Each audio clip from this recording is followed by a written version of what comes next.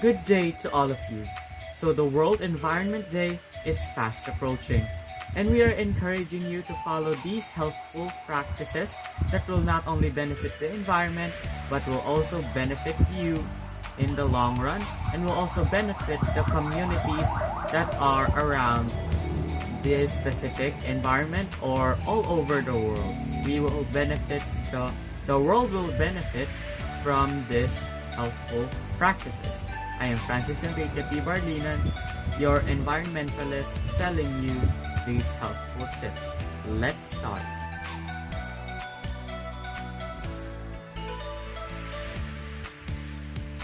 Since face masks are one of the most used items nowadays because of the pandemic, face masks can actually leave a large sum of garbages and things that are non-biodegradable in the oceans and landfills. So basically those surgical masks that are basically not needed by the general population, they keep using it because it's only a one-time use. So for this, I recommend the usage of wearing the washable face mask for the general population. For those people without comorbidities, they are under 60 years old, and those who are not frontline healthcare workers. Actually, the wearing of the washable face mask provides enough protection for us to be protected from airborne or droplet-borne viruses. So wearing washable face masks, they can be reused readily. They can be reused as long as they are not broken. They can be washed, they can be dried, and then we can use them again. So since we cannot go out, I cannot go out personally, I will just wear the washable face mask here. I also encouraging you to wear washable face masks at home to protect you and your family from potential spreading of diseases.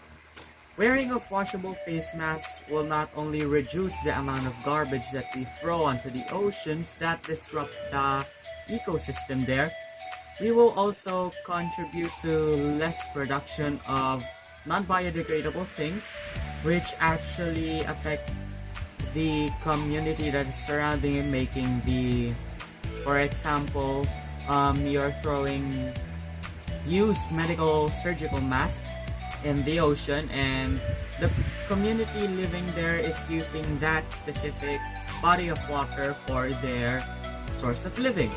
So basically, you could potentially be infecting them and putting them in a non-sanitary environment by throwing that used surgical mask, because masks contain the droplets that is blocked from getting into us, and the droplets that are also being blocked when we cough or sneeze into the mask.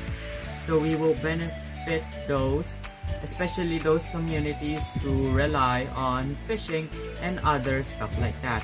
So let's move on to the last helpful practices or tips that will help the environment and the community.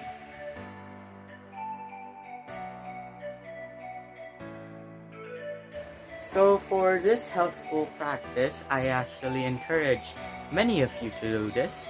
If you are not using lights, or maybe the outlets are not being used, I only have my light turned on here because I am recording this video, but when I'm doing nothing here, just laying around using my phone, I usually turn off the light and just use my electric fan. So as you can see here, we turned off the lights, especially when we're not using them. I turn them off for the sake of conserving electricity. So that is the other helpful practice that I'm talking about. Conservation of the electricity. So let me just get back to my place to explain. The conservation of electricity actually impacts the environment and the community in the same way. So basically, most of our electricity comes from fossil fuels and non-renewable energy sources, like the burning of wood, maybe. That is one of them. That is non-renewable because we have a finite amount.